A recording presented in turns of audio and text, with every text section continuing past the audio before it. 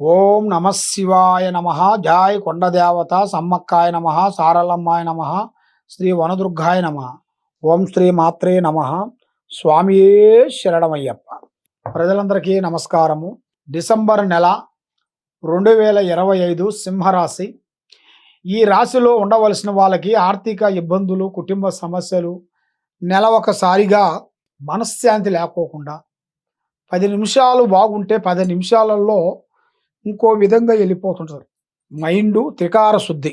అది ఎందువల్ల అవుతుంది, విషయం ఏమిటి అని చాలామందికి చాలా సందేహాలు అనేది చాలా వరకు ఉన్నాయి. మరి ఈ నెలలో కొంత కేర్ తీసుకోవాలి మీరు, జాగ్రత్తలు. ఏం పర్వాలేదులే, ఏం కాదులే అన్నట్టుగా మీరు ఆలోచించినట్టుగైతే దీనివల్ల మీకు చాలా వరకు కొంత ఇబ్బందులు అయ్యే మార్గాలు, కొంత సికాకులు పడే మార్గాలు కూడా మీ జాతక యోగంలో కూడా చాలా వరకు కనబడుతున్నాయి. మరి ఆరోగ్యపరంగా చాలా వరకు విషయంగా కనబడుతుంది. మీరు కొంచెం చాలా జాగ్రత్త తీసుకోవాలి ఆరోగ్య విషయాల్లో కూడా. అమ్మా నాన్న ఆరోగ్యము, పెద్దవాళ్ళు, వృద్ధుల్ని వాళ్ళ ఆరోగ్యాలు కూడా మీరు చాలా జాగ్రత్తగా చూసుకోవాలి. విద్యార్థులకి మంచి విద్య, మంచి ఆలోచన ఉంది. మరి వీళ్ళకి గురుగ్రహ ప్రభావం వలన 10% నుంచి 11% స్థానంలో వరకు సంభవిస్తుంది. దానివల్ల వీళ్ళకి ఆర్థిక ఇబ్బందులు అయినట్టుగా అవుతాయి, మళ్ళీ బ్రేక్ అయిపోతుంటాయి. ఇదిగో అదిగో ఇవాళ అయిపోతుంది, రేపు అయిపోతుంది అని చెబుతుంటారు. ఆ పని దగ్గరగా రాగానే బ్రేక్ అయిపోతుంది. అది ఎందువల్ల అవుతుంది ఏమిటా అనేది చాలామందికి చాలా సందేహాలు అనేది ఉన్నాయి.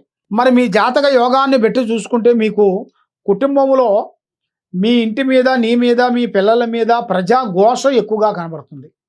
10 మందిలో అనేది మంచి పేరు, గౌరవం సంపాదించుకున్నారు కాబట్టి 10 మందిలో అనేది కొంతమంది నిన్ను లేనిపోయిన దాంట్లో ఇరికించాలి, నీ పేరుని బ్యాడ్ నేమ్ తేవాలని కొన్ని విశ్వ ఆలోచనలో వాళ్ళు కొంచెం ప్లానింగ్ చేస్తున్నారు. మీరు వరకు చాలా జాగ్రత్తగా ఉండాలి. ఆ జాగ్రత్తలు మీరు పాటించుకోకుండా ఉండేట్టుగైతే మీ పని అధోగతి పాలయ్యే మార్గాలు కూడా చాలా వరకు కనపడుతున్నాయి. మరి ఇప్పుడు టయాలు కూడా అంత అనుకూలంగా లేదు. మైండు మనస్సు కరెక్ట్గా ఉండలేదు. పండుకుంటే అనుకూలంగా నిద్ర అనేది కరెక్ట్గా రావట్లేదు. మరి మీకు ఏదో పిచ్చి ఆలోచనలు, టెన్షన్స్ మొదలైనట్టుగా కనబడుతుంది. మరి అన్నిటికీ కారణం ఏమిటి, మరి దీనికి ఎందువల్ల అవుతుంది, దానికి కారణం ఏమిటి అనేది మీరు తెలుసుకోవాలనుకుంటే మీ ఇంటి మీద, మీ మీద ఉండాల్సిన గ్రహ దోష ప్రభావం ఎక్కువగా ఉంది. ఆ గ్రహ దోష ప్రభావం వలన ఇంట్లో కానీ బయట కానీ మీకు మనశ్శాంతి అనేది ఉండదు. ఎక్కడికి పోయినా ఏదో ఒక సమస్య. ముఖం చూసిన వాళ్ళు, పని చేయాల్సిన వాళ్ళు అనుకున్న పనులు దగ్గరికి వచ్చి దూరం అయిపోవటం, ఇలాంటి మానసికమైన ఒత్తిడులు ఎక్కువగా కనబడుతున్నాయి. మరి మీరు ఏ కార్యక్రమం చేసినా, ఏ పని మీరు పూర్తి చేయాలనుకున్నా కూడా తొందరపాటు అనేది ఎక్కువగా ఉండకూడదు. నిదానమే ప్రధానము.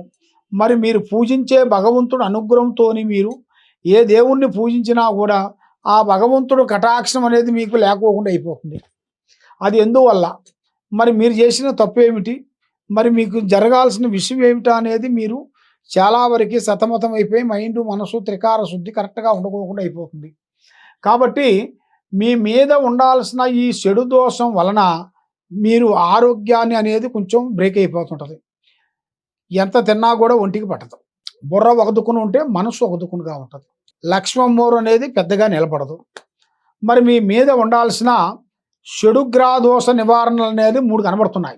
మీ జాతక యోగంలో చూసుకుంటే చాలా వరకు భార్యాభర్తల నుంచి వైవాహిక జీవితంలో కొన్ని గొడవలు కొన్ని రాబోతున్నాయి.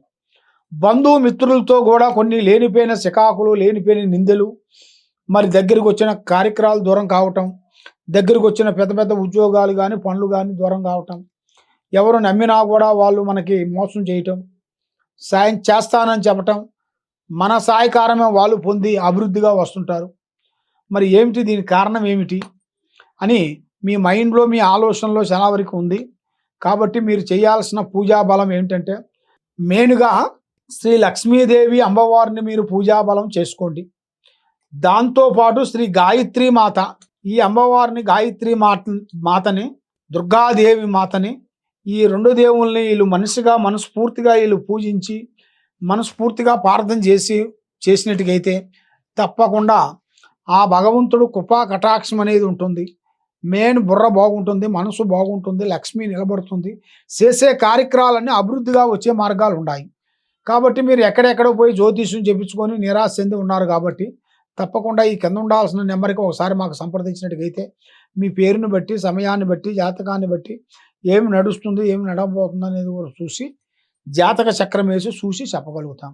సర్వో జనా సుఖినో భవంతు. ఓం నమః శివాయ నమః.